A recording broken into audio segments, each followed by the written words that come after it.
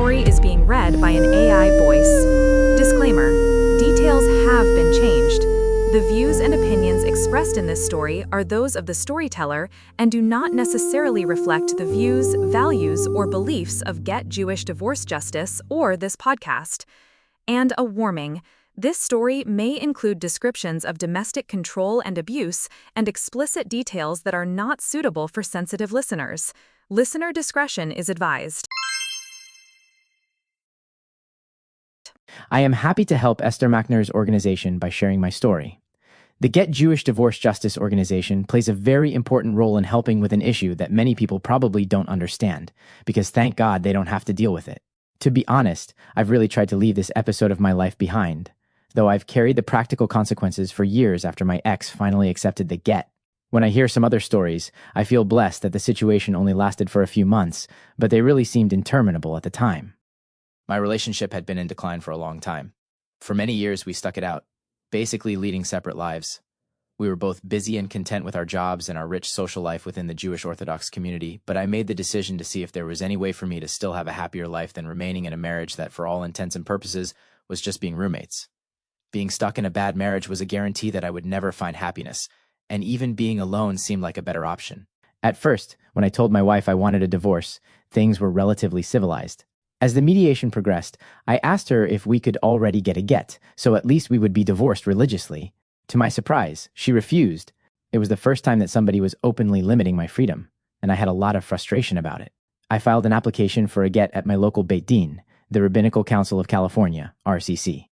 Over the course of my interactions with the Bais Din, I contacted both the rabbis, but mostly I interacted with the Bais Din secretary via email. The Bais Din let me know that the accepted norm was to wait until the civil matters are settled. The agreement in civil court needed to be finalized first, before progressing with the get. I pointed out that the civil matter was unrelated to the religious matter. I know there are Bais Din where there is no conditioning of the get. They just reiterated that until both parties were willing to accept the get, they would not proceed. After the RCC expressed their position, it became very difficult for me to have my calls and emails returned. That's when I contacted the GJDJ organization to speak with Esther Machner. She offered several solutions and strategies. She started by offering to call my ex to reason with her. That didn't work. My ex was not interested in having that conversation and asked Esther not to call again. Then, Esther suggested that I have our rabbi intercede. I also tried to get a few more people to get involved. I honestly believed that giving my wife a get was better for her too, and that took her a long time to understand. At the time of our divorce, she wasn't exactly focused on understanding my motivations. I thought other people may be able to get through to her so we can interact in a more reasonable manner, but when I approached, I mostly received patronizing answers from people asking me, "What's the hurry?" On top of hitting the blockade at the Bais Din, I was starting to feel like I was stuck in a fishbowl. People felt like they were in a position to advise, comment, and patronize me, and interfere with my life under the guise of helping. I never experienced anything like it before my divorce. People had never crossed boundaries into my business like that before. That's really not what I was contacting them for. I was only looking for assistance to get my ex to come to the table so I could sign the get.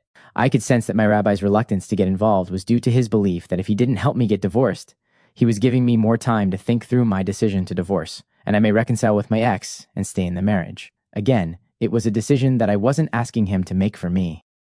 I knew him for a decade, but after that, I left the congregation.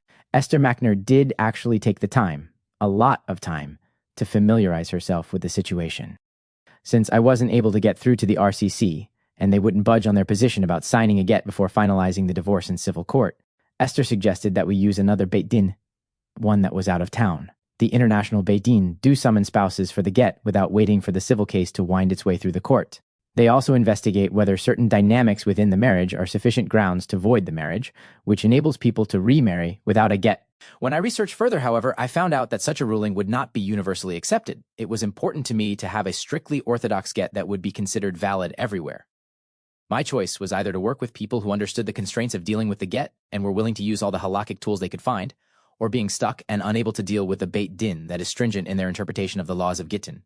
I would have liked to sit down with the rabbis and have a chance to explain the realities of my situation, to give them an accurate picture of what I felt I was dealing with. Same with the people I approached. I may have valued their input if they would take the time to interpret things accurately before they interfered. I didn't find anyone to help who would really listen. I felt like I didn't have anyone to talk to. I felt like I had no support. When I realized there was really no way out, and I didn't want to be stuck in the situation for months or years while we worked out the civil, I ended up giving in to almost all of my ex's demands in the civil agreement. I accepted terms that have later impacted my life negatively. I just wanted to sign and get the whole thing over with. The position of the Bais Din, where they would not proceed with a get until all civil matters were settled, basically allowed my ex to use my religious values as a way to gain leverage in negotiating the terms she wanted for the civil arrangements, and to exert more control over all the details of the situation. I think that at the time, I was frustrated when I saw how she was able to weaponize and use as leverage an archaic law that gives all the power to a disgruntled ex-spouse to withhold the other's freedom. But even more than that, I was frustrated with the fact that the Bais Din, which I approached, refused to help. They refused to return my call and emails. They offered no options, no support, no information. I think this is where the real problem lies. I believe they can do more to encourage the recalcitrant party to comply. And on top of that, they can do more to provide data and information to both parties. A little sensitivity, or a sense that they care about you and your case, would also go a long way. I feel very bad for all these women who have been stuck in this intolerable vice for years. I couldn't handle being chained, even for the relatively short time my situation lasted. The whole situation created a lot of added animosity and resentment, and I feel that it impacted the way we co-parent our children. Had things gone otherwise, we would have a more peaceful interaction today. The point I wish to make is not the anecdotal facts of what happened between my ex and I, but my experience of how the religious Orthodox Bais Din system is creating these untenable situations by giving the power to the recalcitrant party to refuse a religious divorce, keeping the other spouse hostage and unable to move on. There is so much more they can do to make the process more palatable, even when they hold the most stringent view on the laws of Gittin. We have to live within our times. I believe the halachos were written in ways that allow for certain adjustments to the times we live in. I know that there are Bais Din out there who function differently, but it's hard to make changes that will be accepted unilaterally in today's Jewish world. I wish Esther Machner and her organization much success. Anyone who assists in these matters should be blessed.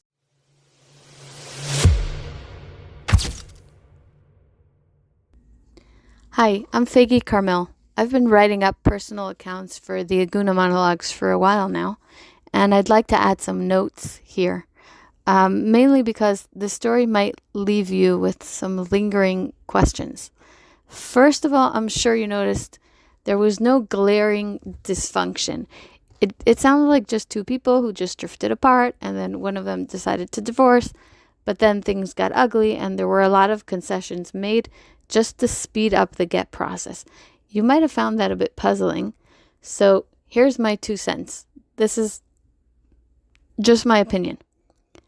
Marital dysfunction is not loud.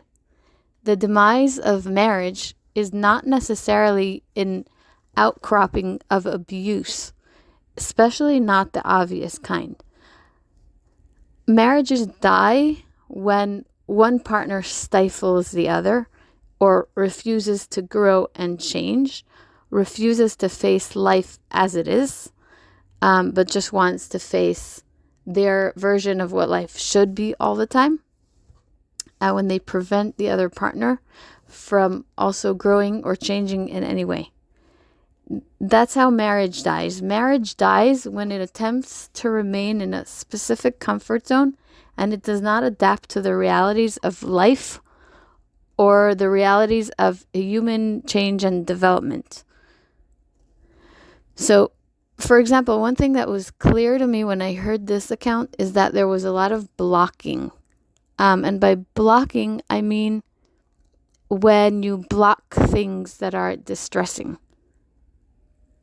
It's a way to keep the heat down in difficult conversations and avoid criticism and accountability.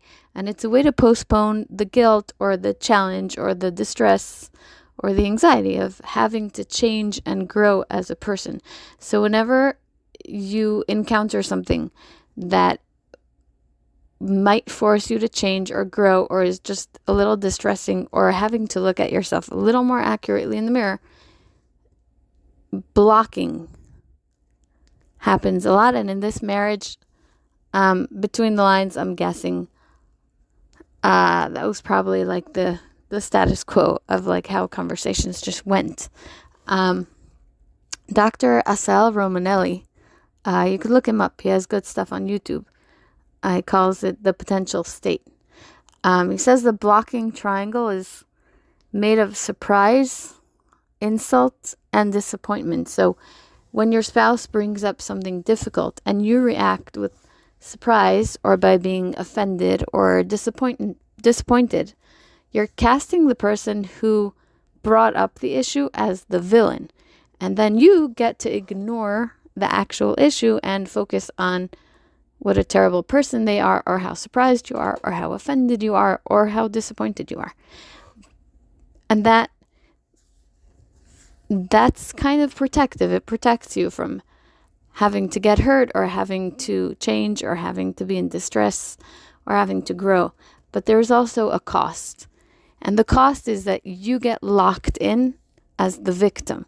So you might be able to maintain your sense of righteousness or ego, but you also stay small and reactive. And the worst part is that over time, your spouse and everyone else around you will learn that you cannot handle the stress. So either they have to fake being okay all the time, or they should keep their distance from you. And you end up with a relationship that is shallow and boring and distant, very distant, and completely superficial and performative. Blocking doesn't sound like abuse or manipulation because we usually imagine that it's protective, and it is. But the other spouse ends up feeling like they are forced to always behave and present themselves in a certain way to avoid hurting, offending, surprising, shocking, or disappointing you. And anytime they try to get their voice heard and you shatter, they learn that their voice does not count in the relationship. The way a couple turns into being just roommates, like the description in the story, usually involves many attempts at creating some kind of meaning in the relationship and being shot down the minute it gets too hot or distressing, until they just learn there's no point to keep attempting it. And then life kind of goes on because you focus on the day-to-day. But unresolved issues like that are like a cancer that metastasizes very slowly and kills all the emotional depth and leaves you walking around with like a sick, hollow feeling all the time. Marriage is not pretty, but divorce is even less pretty. Growing is not pretty. And also, growing does not happen in your comfort zone. Growing is difficult. It's an anxiety-ridden process. And it requires incredible courage. It takes a lot of guts to shake up something that seems to run smoothly in its familiar grooves and tracks. And switching tracks, that takes a lot of effort and a lot of power and a lot of courage. It's really hard to sit across from your spouse and insist on addressing underlying and unresolved issues. It's excruciating to say, I'm not happy, I'm not satisfied. This is not what I pictured. I can't respect you like this. I have lost respect for myself like this. This is not a viable reality. We can't keep coasting and ignoring this. I'm going to change now, even if my actions will force you to be uncomfortable and make changes too that you didn't volunteer to make. And I'm not going to back down in the face of your distress and your surprise and your offense and your shock and your disappointment. That's excruciatingly hard. But being strangled or held back and not allowed to grow or change in any way quickly becomes even more intolerable than that. Now, there's a very concrete cost to leaving a marriage. And in this story, it was the destruction of this man's comfortable day-to-day and family life. He lost his status as a respected member of the Jewish community, and he lost being a family man. He lost being the head of the table on Shabbos and holidays. He lost the cost of starting all over again. And there was a lot of fear of financial setbacks, which in this case was well-founded, since the divorce meant that he gave up projects that were built up during the marriage. And that makes business extraordinarily difficult. He ended up financially devastated, and the circumstances made it nearly impossible for him to find opportunities to rebuild. And yet, in hindsight, I quote, "Leaving this toxic marriage allowed me to find myself. Even in difficult conditions, I found a life more aligned with what was truly meaningful to me. That doesn't erase the cost, but it reframes it." So, bottom line, divorce brings up a lot of distress. I can say with absolute certainty that not divorcing has to be even more distressing than staying, or nobody would be attempting it. I mean, look, I truly believe that there are ways to overcome the distress and have the hard conversations and do the actual work and create a meaningful relationship where you can hold on to yourself inside the relationship without leaving it, even after years of blocking and withholding and stifling your resentments. There is, in many cases, but in others it's just not possible. But I can guarantee nobody wakes up one morning and casually decides to embark on a journey of divorce just for the fun of it. And that's one reason why get refusal is so egregious. It's emotional abuse. Think about it. You end the marriage, you break the bond, you've gotten yourself free, partially. You still need to remain in the framework of the marriage. Yes, you don't have to deal with the day-to-day of the marriage when you're separated, but without a get, you're still stuck hanging around on the property. And there isn't a real deadline. There's no definitive exit date. It's like, well, your jail sentence is over, but you still need to live on the prison premises for a few more years. When a person initiates divorce, they're paying a huge price, emotionally, financially, and socially. They're blowing up their whole life to get out of the marriage, and get refusal means they're not getting what they paid for. The freedom they sacrificed everything for is withheld. Meanwhile, the person who's refusing holds all the leverage at very little cost to themselves. It's not just spiteful. It's not just a manipulative tool. It's not just a negotiating tool, but it's weaponized. It's a tool of continued captivity that makes a mockery of every sacrifice the leaving spouse already made inside the marriage and in the leaving of it. And here's a point I want to make very strongly. Dysfunctional patterns do not show up suddenly for the divorce. They always already existed in the marriage, way before divorce was ever even entertained. And that's my next point. There's no being neutral in the case of get refusal. Bais Din today try to focus on only getting the get signed and delegating the dysfunction to an outside therapist or whoever. Many Bais Dins are operating like they're a technical service, like you pay, you get a product, it's not personal. But a get is about dissolving a relationship. And when the dynamic is dysfunctional, you're never really in a position to play a neutral role, because when you try to, you're allowing the dynamic to continue as is. And you're tipping the scales in favor of the person who is continuing to perpetuate the dysfunction, and you're allowing them to continue to perpetuate it. The two parties are not in a neutral position. One of them wants out and has already paid an enormous price, and the other is refusing and holding them hostage.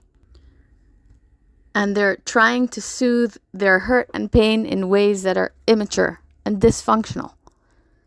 So treating an inherently unequal situation with procedural neutrality, giving it equal time, equal weight, equal patience, means protecting the status quo, and the status quo is dysfunctional and uneven at its core. So real justice in an unequal situation requires accounting for the imbalance, not pretending that it doesn't exist.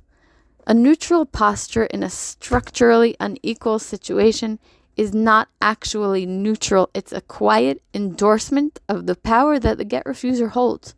And the Bais Din system needs to be able to identify and acknowledge the dysfunctional patterns of a divorcing couple that have gotten to the point of withholding a get. The system should have ways to mitigate this kind of dysfunction, not to enforce it. How? I mean, figuring out what the dysfunctional patterns are for each couple in a high conflict divorce is, I know, it's a tall order. And you have to get to know people for a while for patterns to emerge. And it's not possible for a Bais Din to put in that kind of time or even that kind of level of skill or whatever. Tall order. So here's my suggestion. Relationship dysfunction basically falls into, let's say, 3 categories. Okay? Control, manipulation, and placating, or people-pleasing, whatever term you want to use. So you can cut any relationship dysfunction without knowing specifically what's going on in every single couple's life. You can cut relationship dysfunction off at the knees by prohibiting any behaviors of control, manipulation, and placating. Like, I think that should cover it. The get has to be unconditional and written first before deciding anything else, so nobody can use it as leverage. If you can prevent the get from becoming a tool for control, manipulation, and placating, because it's often used to demand capitulation for some terms, then you're preventing get abuse and dysfunction and weaponizing it. And some Bais Dins already do this, where they sign the get first, then they hold it at the Bais Din until all the other matters are resolved, whether they're resolved at the Bais Din or at court, depending on which Bais Din you're going to. So you don't receive the get first, which is not minhag Yisrael, but the get gets written first, signed first, so that it can't either be weaponized. It's kind of like a bifurcate get, where you do it first, and then you take care of all the other matters. Basically, please stop allowing control. Stop allowing manipulation, and stop pressuring spouses to placate and take accountability for the obligations and decisions of the other spouse. Like, that would be helpful. And that's it. That's my 2 cents. Thank you for listening to this episode of the Agunah Monologues. If you or anyone you know is struggling to receive your get, call Esther Machner at 3107-3052-82 or email her at info@getjewishdivorce.org. Strictly confidential. Esther Machner is the founder of Get Jewish Divorce Justice, which is a nonprofit organization based in Los Angeles. The organization is dedicated to the prevention of abuse in the Jewish divorce process, using legal and halachic strategies to help navigate get refusal in both the Bais Din and the court systems. All services are free, donations are welcome. Just go to the Get Jewish Divorce Justice website and find the Donate Now tab.